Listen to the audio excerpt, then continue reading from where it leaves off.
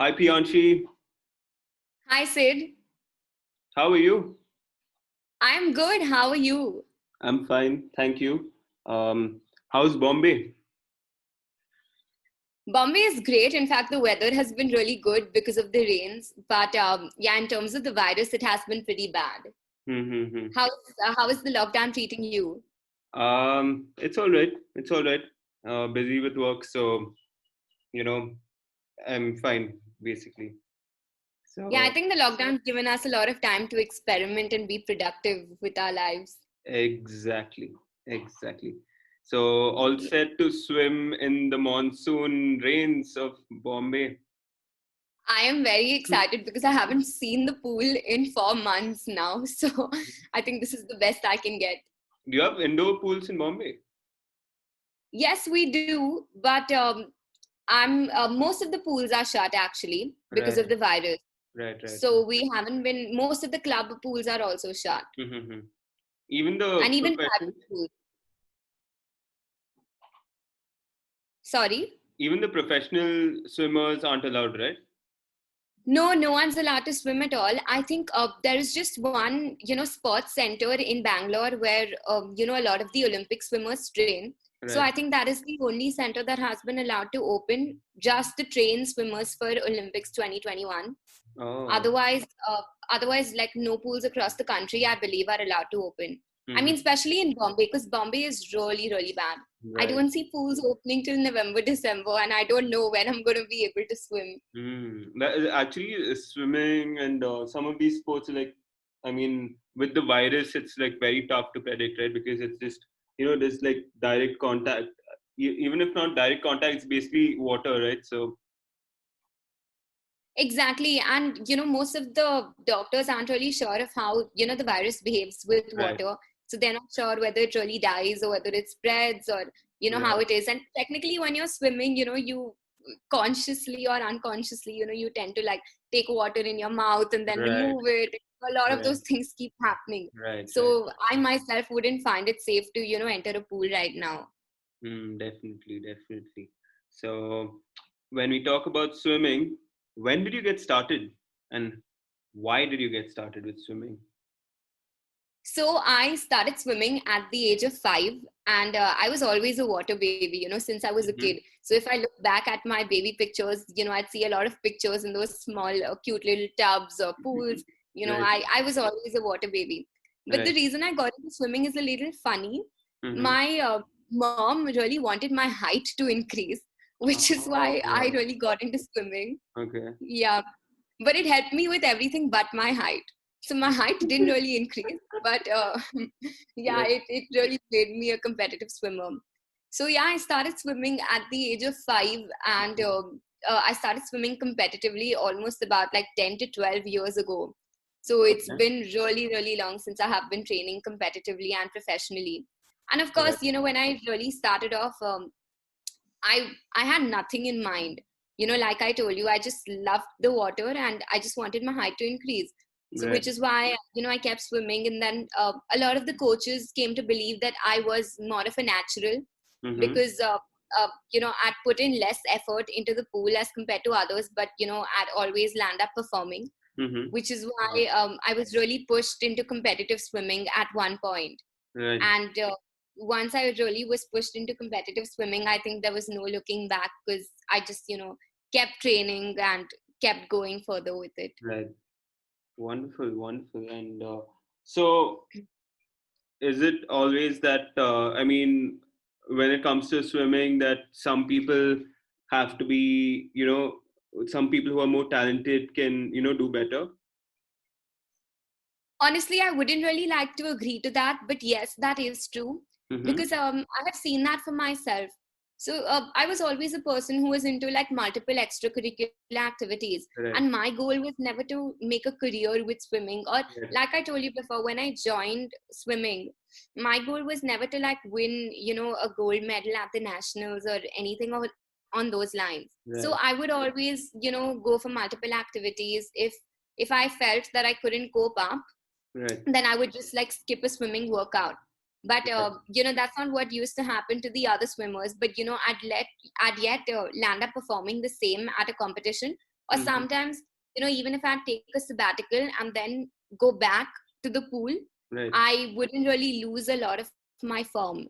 So that's what really helped me. And I also saw that with another friend of mine. Right. So the two of us were like, the most hated swimmers at the pool, because, we'd always take sabbaticals, we'd take our own breaks and get back to the pool whenever we Right. wanted, but we'd yet land up performing.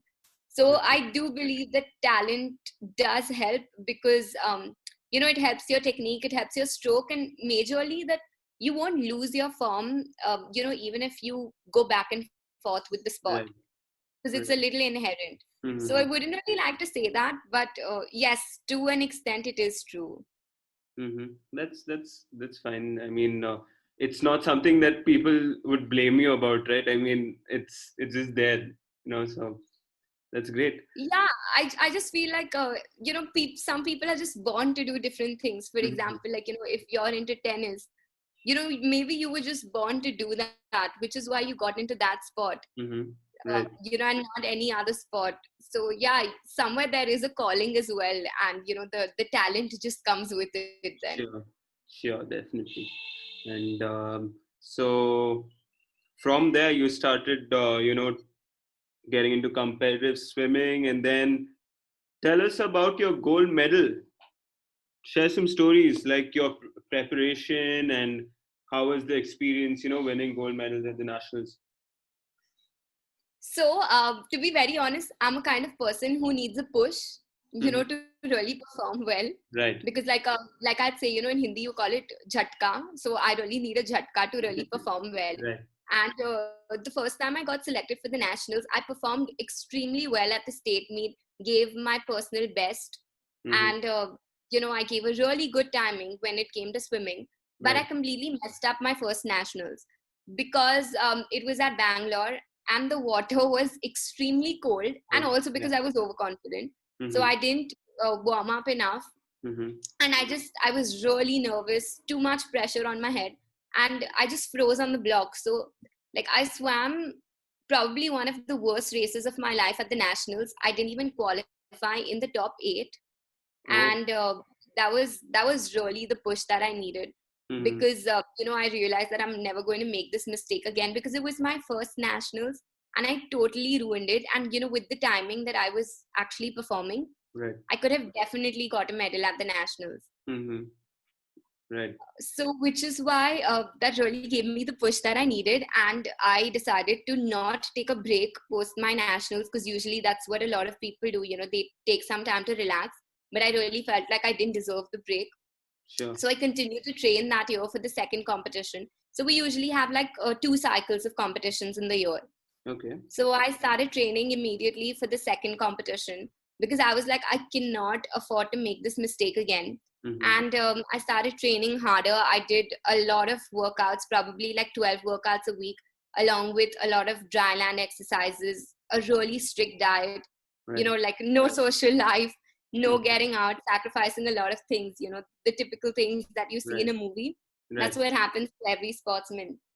And Right. then that year itself, like the second half of that year, I qualified again for nationals. And I did land up performing really well. And that's when I actually got a gold also. Because I had like that fire in me. I was like, I was really annoyed at myself that how could I underperform that badly in my previous nationals. So it Sure. was something more like a challenge for myself, that I Right. have to prove myself now to me. And that's when I really wanted to, get that gold at the nationals. Actually, I just wanted a medal, but the gold just happened, and a gold is better than anything else. Definitely. That's wonderful. That's wonderful. And what were some of the challenges you had to face? So while I was swimming, like I mentioned earlier, I have been a person who's a lot into extracurricular activities, Right. and I've also been like a school topper. So the thing is, and I hate losing. So I just can't accept defeat. So the point was that I wanted to be good with my extracurricular activities at school. Right. I wanted to be a topper. I didn't want to lose, the first position that I was getting at school.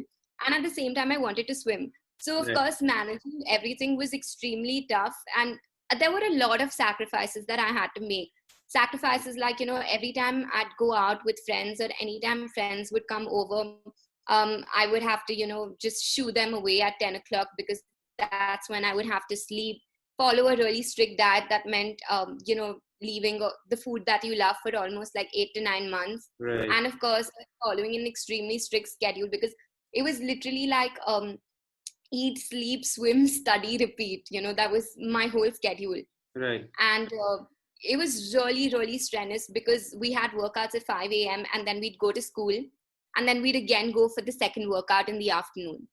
So, of course, like balancing everything was extremely difficult. And, in the middle of all this, like after my first nationals, I got a knee injury and I tried really hard, to push myself and to reduce my timings in that particular stroke that I was doing. But because of the knee injury, I was absolutely just not able to drop my timings at all. Basically, I couldn't push myself because every time I pushed myself a little harder, my knee would start crumbling. And the doctor and the physicians, they really told me that if I really wanted to swim, I would have to change my stroke because my timing just wasn't reducing in that stroke and there was no scope there. So just before the second nationals, I had to change my stroke, move to another stroke that wasn't my forte. Right. And I had to train even harder.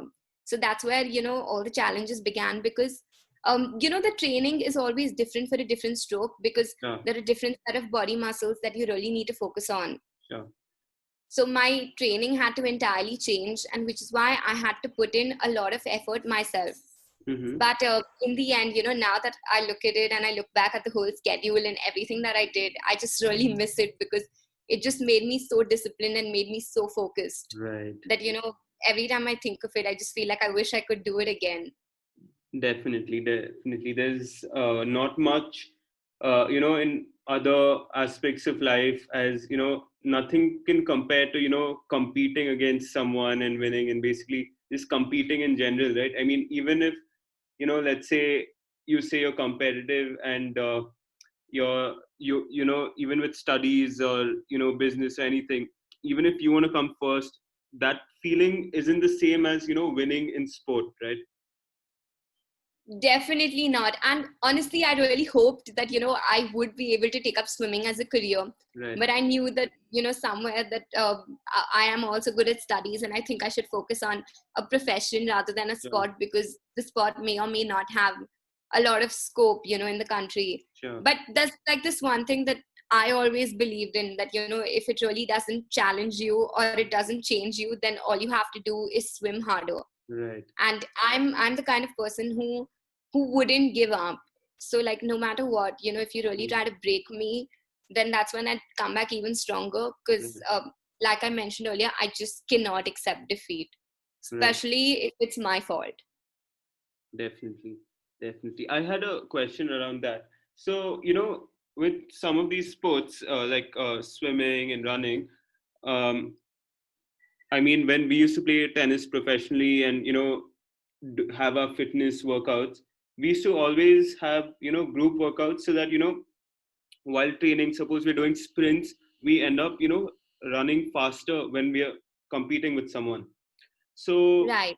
So when it comes to swimming, do you always have to have someone with you to be able to work on improving your speed, or do you have workouts where you can still improve a lot, improve on your timings as well without having someone next to you? So that's a really interesting question and I can literally answer it both ways. Right. So the thing is, when you're swimming, like even when you're running, it's like you're racing against time basically, that every time you swim you have to drop your timing. Basically you have to give your best timing. Right. And that's ideally how it should work. Because you don't really need someone to help you drop your timing. Right. It's like we use something called a pace clock, which is the second clock. Yeah. And we have like different interval workouts. So every time you have to try to reduce your intervals so that you're racing against time and so that you're able to better your performance.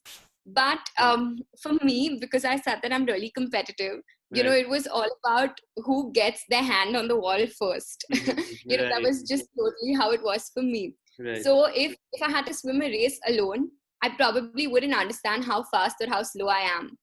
Right. And but if I had someone swimming with me, and if I saw that that person was going slightly ahead of me, it would give me that additional push that I needed, and I would swim even faster. Definitely. So I'll tell you something really interesting. So the first time I got selected for the nationals, it during the state meet, which was at Pune Balewadi, Right. my really close friend from the pool, she was literally standing outside and she was running with me. So Mm-hmm. basically, I was looking at her every time I would breathe and look on the side. I was Right. looking at her. So every time I'd see her, going ahead of me, I'd try to, race with her while Right. I was in the pool. Right. So that really helped me, perform a really, really good race. Mm-hmm. But that isn't how it should work, because in the end, you wouldn't always have a competitor. And there are a lot of times that where your seedings are such that you'd probably be in a time trial where there isn't a fast swimmer at all, and it could work negatively for you, because Mm-hmm. if there's a swimmer who's like really slow but you think that you're going much faster to them, like Mm-hmm. it would automatically impact your speed, because you would in your head you would form that notion that, oh, I am so much ahead of the second person, so I'm going Right. really fast. Right. But if I compare my timings to, say, another time trial, it probably may not be as good as it should be. Right. So it works both ways. Mm-hmm. But you have to, as a swimmer, or basically for any person playing an individual sport like this, Mm-hmm. you have to learn to beat your own timing and beat yourself. Sure. Sure. Yeah. I mean, definitely. Like, when we compare this with tennis, it's like, either playing with someone better than you and playing with someone not as good as you and playing with someone at the same level as you. There's obviously three different levels, and you have to focus on yourself as well, right? Obviously, when you compete with someone who's much faster than you in swimming, you automatically tend to go faster, but then that may not always be the case, right? You may not always have someone who's faster than you, and you still have to be able to maintain that speed or go faster. Exactly, and that's exactly how it works. And sometimes when people are swimming, like especially if it's a longer race, everyone has a different strategy. So Sure. it may be that they are going really fast initially, and then they may slow down once they get a lead. And for others, it may work the other way, that they go Mm-hmm. really slow initially and they save up all their energy for the last lap.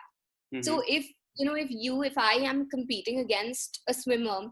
technically I'm not using my own strategy, but I'm adapting to their own strategy. Mm-hmm. Which, and everyone's strategy is different when it comes to the pool, because everyone has their own strengths and weaknesses. Right.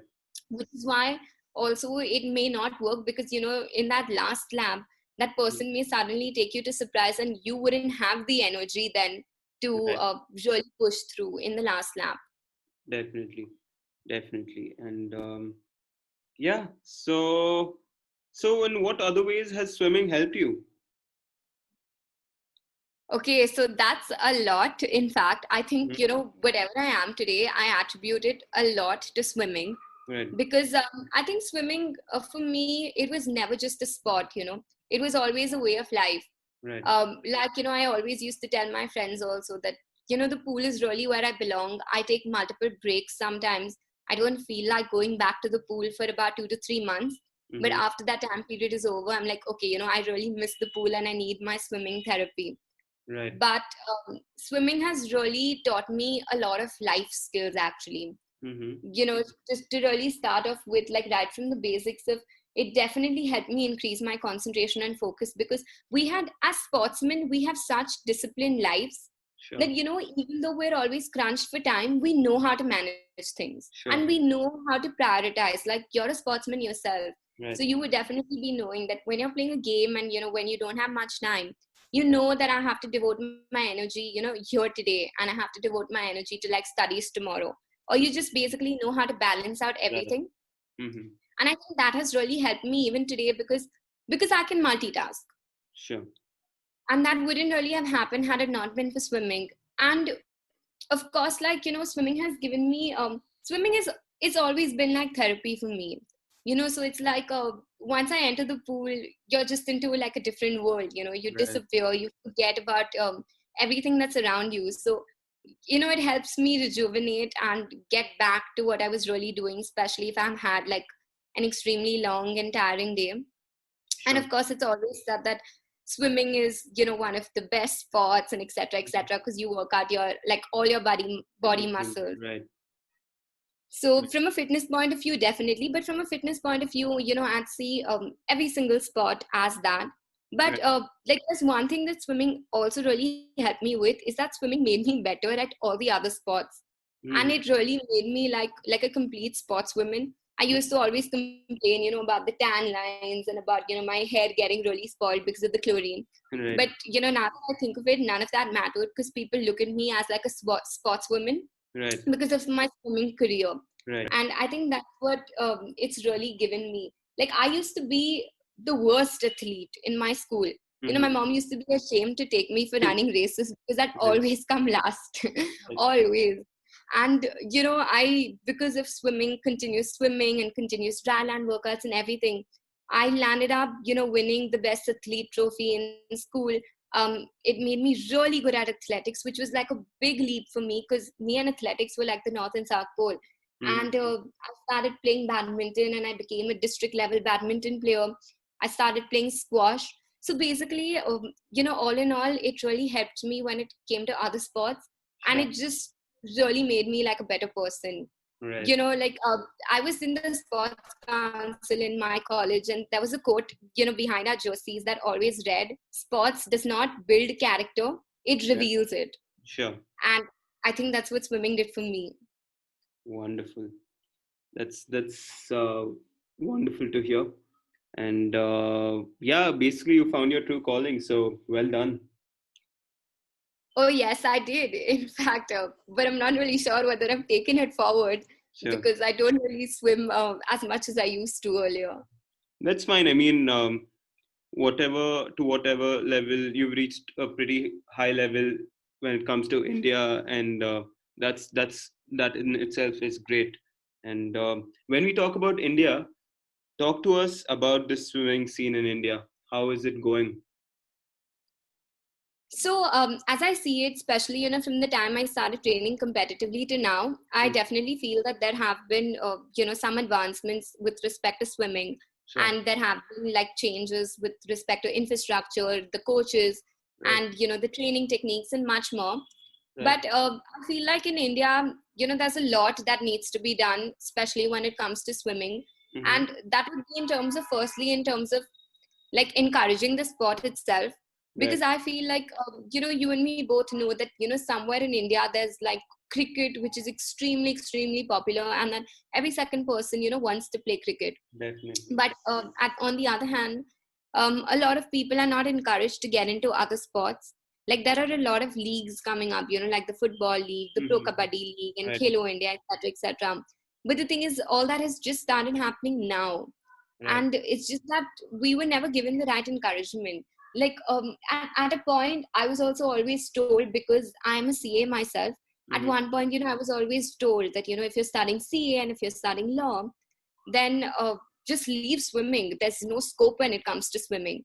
And Right. I was just like, I'm not doing the sport because I want a scope there. I'm just doing it because I really like it, and that's where I belong.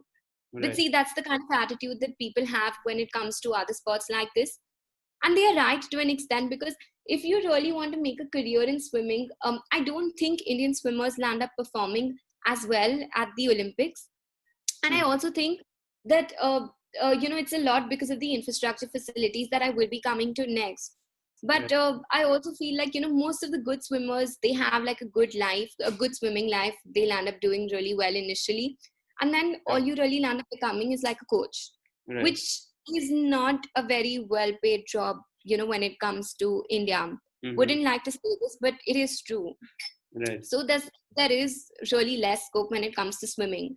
And again, swimmers don't really perform well internationally, because Mm-hmm. I feel it's because of the infrastructure facilities. Like being a swimmer myself, I've been to like multiple pools all across the country, and Right. I've seen the quality of the pools, the quality of the technology that is there at the pools, Right. the training facilities. Nothing is adequate. that if you really want to improve on your game and you really want to improve on your swimming technique, you have to go abroad for 2 to 3 months, train there, and then come back. Right. And not everyone has, that amount of investment to do that. True. So it's a lot. It's like the changing rooms, the pools, the water, everything is in a really, really bad state. And it's just that it's not improved over the years because there's absolutely no one to really look after it or to fund it. As swimmers, we do everything from our own pockets, right from going to the pool, staying in hotels, every single thing. Right. So then, where is the motivation for a player to actually pursue that sport? Definitely.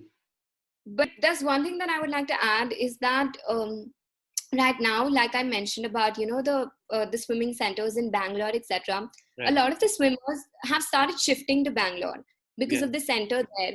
So that is supposed to have a lot of equipment and, the right coaches as per international standards. Right. But again, that is just in Bangalore. So now if you really want to train competitively and, reach an international level and even win a medal there, you have to shift to Bangalore. Right. So, that's how it is. It's good that, such centers are coming up, but I think there is yet a lot more that needs to be done, on a pan-India level. Definitely. So that more people are encouraged to take up the sport. Definitely. Especially a lot of girls, because I have seen it myself that as soon as, girls start going to college, they start dropping swimming because they feel that it's not an appropriate sport for them, or, that what will they do by swimming further, and, they wouldn't like to enter the pool anymore. Sure. Is what I've really seen. So I think there's a lot that needs to be done from an encouragement and an infrastructure point of view. Yep, I totally agree. And I mean, it is tough. I mean, apart from one or two centers that we've heard of, we don't really know many of the swimming centers around. Even in my city, even in Pune, I mean, we hardly know any that's actually, doing well or anything of that sort. So, I mean, I've lived here for 9 years and I don't know a single good swimming center. So that's... Yes, that's precisely what I'm saying. And, our, like, I hate to say this, but I think I fell for that mindset too. Because, we're always made to believe that in India, especially, that conventional jobs like a CA or a doctor or a lawyer are those that are really going to bring you the money and certainty, that you need in life. But we're never told, to encourage a sport. It's like if you're playing a sport, and, if I ask someone that, if I ask a sportsman, what do you do? And he says he's playing a sport, there's always a follow-up question that, no, I know you're playing a sport, but what do you do? And why does that second question have to really come into the picture? Because if you're playing a sport, that's equally important to career. And, if you go abroad, like if you go to Australia or to the US, then like sportsmen are, respected like anything. So, there's a lot of like stereotype attached to, the conventional versus the unconventional, work routines here, which is also something that really needs to, really be encouraged. Definitely. And, even the other, other parts of sport where basically, coaches. So when you tell, when you ask someone what they do and they say they're a coach, and then people just assume it's like part-time because, even the coaches usually, unless you're really at the top, you don't get paid really well. Yes, that's true. In fact, even if you're at the top, it's like you wouldn't get paid as much as, a cricket coach or probably like a football coach would get paid, because that's just how the mindset is, in the country. And I feel like I fell for it myself too, because I always felt if I had to choose between like studies and sports, I would choose studies, because as an Indian, I feel that is my, and I just do swimming as and when I get the time to do it. Right. Definitely. And but you had, I guess when we were talking, you mentioned that you had gone for the Khelo India games. Yes. How was that experience?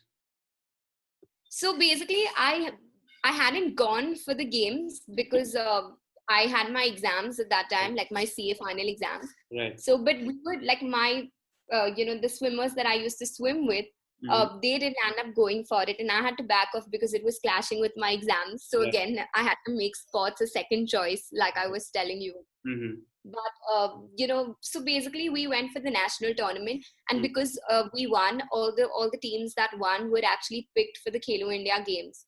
Right. And I think that's a great initiative, because finally, I see that at the Khelo India games they're encouraging every single sport equally. Right. It was, from what I hear, from my co-swimmers, it was a great experience because they landed up performing really well at the Khelo India games. They were really given a lot of encouragement and a lot of opportunities, basically a lot of incentive to continue to pursue swimming, Right. which is what was really, really needed in this direction. And Mm-hmm. it wasn't something that every swimmer had to apply for, swim moto, or really qualify for, Right. because every winner at the national meet was given an opportunity, to go for the Khelo India games. So Wonderful. that was a really good step, in this direction. Mm-hmm. And yeah, I mean, I also heard they're giving a lot of monthly allowance to the national sportsmen as well, right? I mean, I saw a document recently. I'm not sure. Uh, okay, I wouldn't like to deny it here on this conversation, but Right. I don't think the monthly allowance is enough for a swimmer, because there's a lot that you have to invest in, Of course. especially like your racer costumes itself cost you about 12,000, 10,000 to 12,000, and Right. you wouldn't get anything that's less than that, like your racer costumes, the one that you really need to swim the race. Right. So, the monthly allowance is good enough if you're really staying in a hostel. But Mm-hmm. again, if you're really playing a sport, there are a lot of other things that go into it. For example, like a good meal before the race, a good Right. night's sleep before the race. Right. And if you've heard of a lot of stories with respect to hostels, you'd hear that Oh yeah.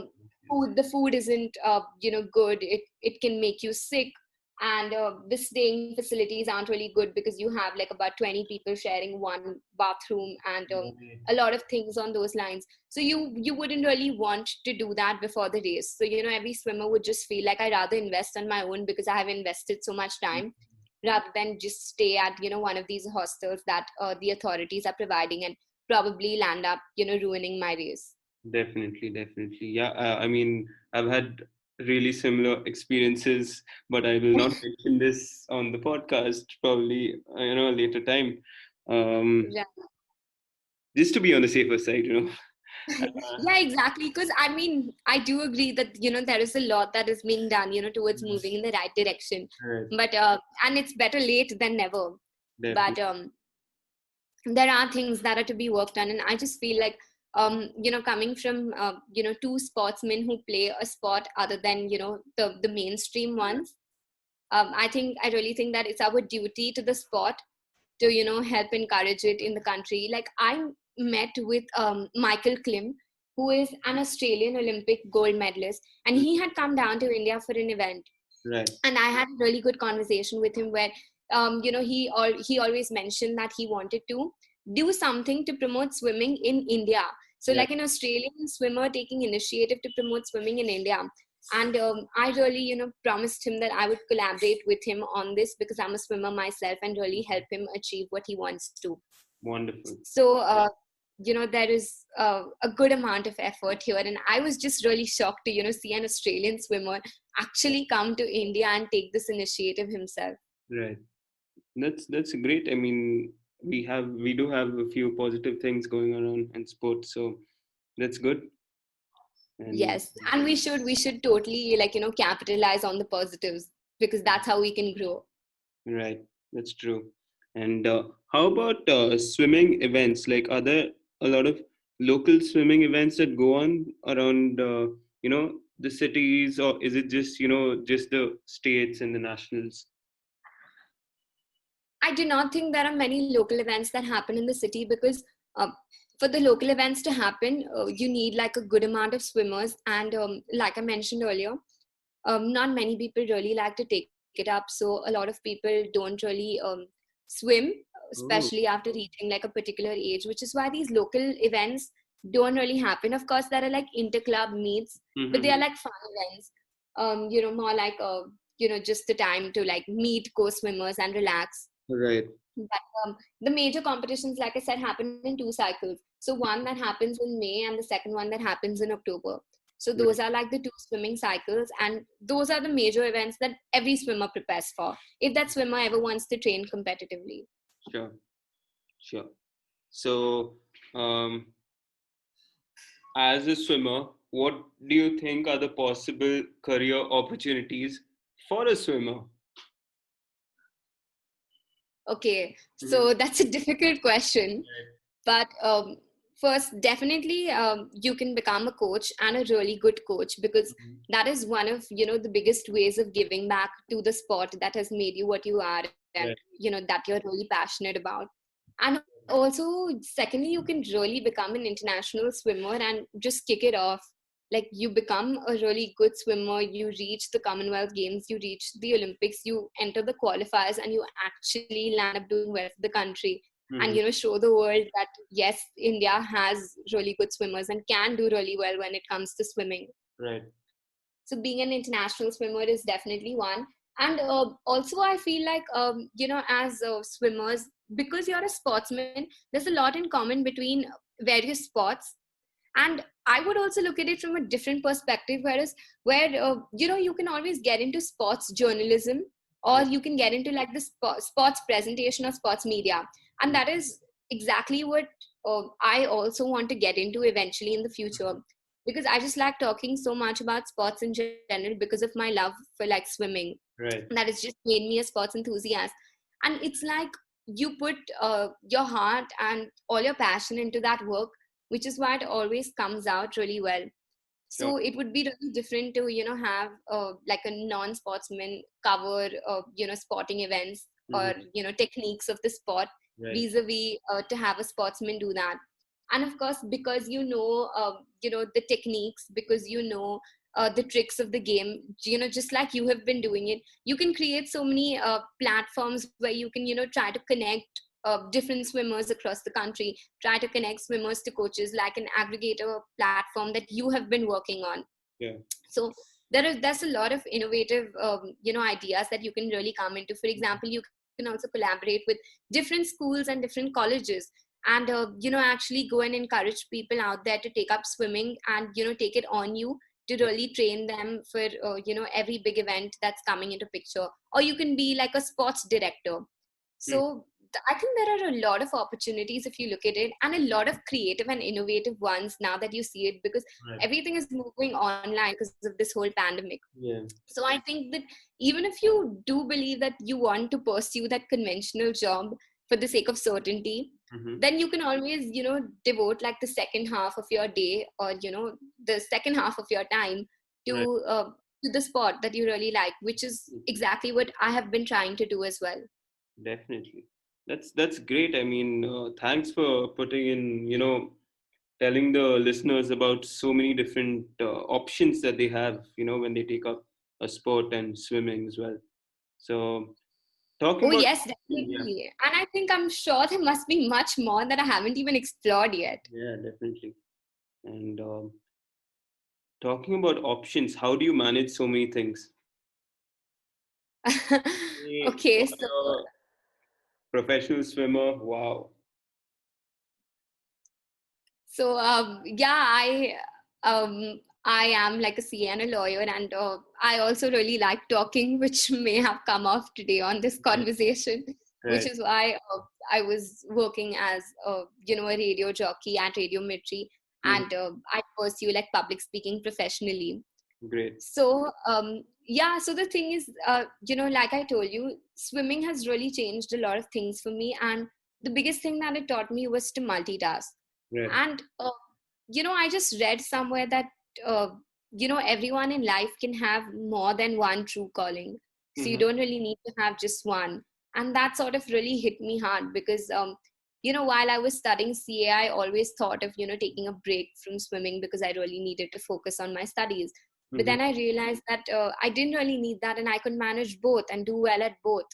Right. So which is why I think it's really important to have the right time management skills, because you really need to balance it out, and you have to know where to prioritize and what to prioritize. But at the same time, I think the key is to, of course, work hard and to be extremely passionate about what you're doing. Because if you're passionate, even if you have to go get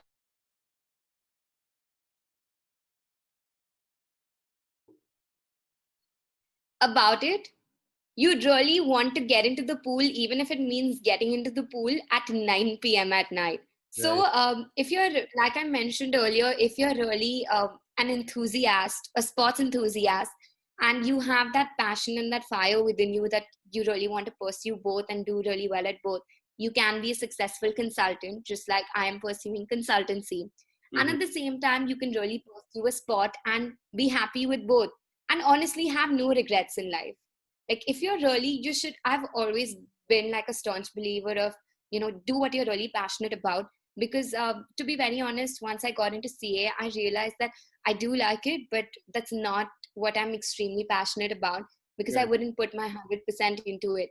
And Right. which is why I realized that I'm a total sports enthusiast and I love speaking in general. Mhm. So I decided to combine the two, and I really want to get into sports presentation now. Right. So, as you go further and as you, just continue to pursue your passion and really work hard and do what you really believe in, Mm-hmm. you'll realize what your true calling is. And then it wouldn't just be like another job or a routine for you, because it would be something that really makes you happy. Definitely. In fact, I have something really interesting here, which I have always read and have always spoken about, which comes from like one of my favorite swimmers, which is Michael Phelps. I'm sure Mhm. like most of the people know him. Right. So it's just that, life is like swimming. Sometimes you hit the wall and sometimes you make the right turn. So, Right. if you really continue to do what you really believe in, I'm sure you'd make the right turn and, just continue the race. Wonderful. That's so true. And Michael Phelps, the legend. I mean, s- Yeah, how many he's gold swimming medals? god. He's really swimming god. Honestly, I feel like and especially if you hear his story, it is so inspiring that I just feel like it's amazing to be a sportsman. Like sometimes I feel proud, and I'm sure Yeah. you must be too, because you come Definitely. from there as well. Sure. Like more than anything, I'm just proud to be like a national swimmer or a national player, just like Right. you. Right. Definitely. Definitely. And so, for the others who want to become a national swimmer, how do they get started and why should they get started? Talk to us about the benefits of swimming in general and how they can get started. Okay, so firstly, if you want to be a national swimmer, it can't be like a 50-50 where you feel like, okay, I may want to be it and, I may not want to be it. So if it doesn't work out, I will just quit. That's not what it should be. Right. Firstly, you have to set your mind to it and, decide that, yes, my aim is to, be a national swimmer, or my aim is to swim internationally. And I have to work till I reach that aim, because it's never easy initially. You will have breakdowns, you will have multiple injuries, you will have times where you totally just want to give it up. And that's when you have to realize that that's when you have to really swim harder. Right. So firstly, you definitely have to set your mind to it and, aim for it, Mm-hmm. because that's the only way you'd be able to work passionately towards that goal. Yeah. And of course, then you have everything else that comes into picture, which is hard work and sacrifices. So Right. you have to be ready to devote your whole life, or as much time as you're dedicating into the sport, just to it and to achieve your goal. And that could involve like sacrificing a lot of things that you really like, putting in a lot of hard work, having breakdowns, like I said, and changing your routine entirely, and probably just deciding to give it up. Mm-hmm. But you have to strive towards it, and it means extreme dedication and hard work. Like if someone tells you that get into the pool at like 4 a.m. or get into the pool at 9 p.m., you should be ready to do both, Right. because that's how it should work if you really really want to do well when it comes to the sport. And I think that's just not for swimming nationally. I Right. think that's just for any sport, Mm-hmm. that you just have to pursue it, and put like 200% hard work. In fact, they always say that a sport is like 99% perspiration and 1% inspiration. Right. So you draw inspiration from the right people, like the people that you idolize, and then you put in like 99% perspiration or hard work, and you know that you will get there someday, and when you get there, it's going to definitely be worth it. Right. So that's how I would, look at my entire swimming journey. And coming from the benefits of swimming at the national level, especially, like swimming as a sport has, a lot of its own benefits that we spoke about earlier. Yeah. But swimming at the national level is different because, just think of yourself as a national swimmer, and just think of yourself, going and telling people that, hey, I won a medal at, the nationals, and I'm probably, the fastest swimmer in the country when Right. it comes to the All India meets. Right. So it's like a whole new level of respect that you get, Right. and you just know that all the effort that you put into, be it like 2 years or 10 years, you Right. just know that it was worth it because of the amount of respect that you get, Right. and because of the satisfaction that you get that you pursued something that you really liked and you did manage to achieve your Right. goals. Mm-hmm. So that's how it is, and it makes you a holistic person. It teaches you a lot because you fail, you succeed. Sometimes you're at the top and you're like the fastest swimmer, and sometimes you have to face a situation where that the younger swimmers are catching up to you Yeah. and are probably even getting better than you. So you're no longer number one. Yeah. So it just teaches you a lot of life skills and makes you a holistic person in general, to face any challenges in life. Definitely, definitely. And yeah, so listeners, parents who are listening in, please do consider putting your child, into swimming or any any sport in general, and you'll definitely have a lot of benefits to it. And yeah, so Priyanshi, thank you Yeah. so much for such an inspirational story, for sharing your experiences and just guiding everyone through this process. And it was an honor to have you here. Thank you so much, Sid, for really having me on this conversation because I really wanted to talk about a sport that I love so much. Yeah. And, I really enjoyed having this whole conversation. And, there's just one thing that I want to really leave, everyone who's listening to this conversation with is that, you can't really put a limit on anything in life, and Right. especially when it comes to a sport, because, the more you dream, the farther you'll really get, and Right. that's when it becomes like a whole addiction where you just want more and more of it till you're really satisfied, until you've achieved your ultimate goal. So I've always believed in like dreaming big and always trying to make it big, in life. Right. And whatever everyone wants to pursue, whether it be a sport or anything else, I Mhm. definitely think that you should just take it up, follow your passion, and just really make it big.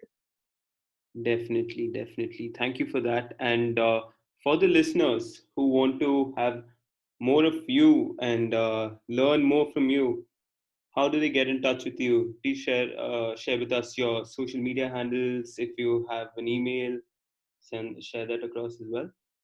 Sure. Okay, so my email ID is priyanshi@gmail.com. So Mm-hmm. it's priyanshitchokshi@gmail.com. My Instagram handle, where I'm extremely active, is pre_97. So it's PREE_97. Great. And my Facebook ID is Priyanshi Chokshi, and the same with my LinkedIn. It's Priyanshi Chokshi. So you Won- can connect with me on any of the 4 platforms. Wonderful. We'll also have it written in the show notes. So anyone, you don't have to note this down. You can just find it on the show notes and directly get access to it there. And yeah, Priyanshi, thank you so much and hope to see you soon. Please come down to Pune sometime. Oh, yes, definitely. I'm really looking forward to catch up with you and have all these conversations in person where we, talk all about sports and about how enthusiastic we are about everything. Definitely, definitely. Take care. You too. Thank you so much. Thank you too. See you. Bye.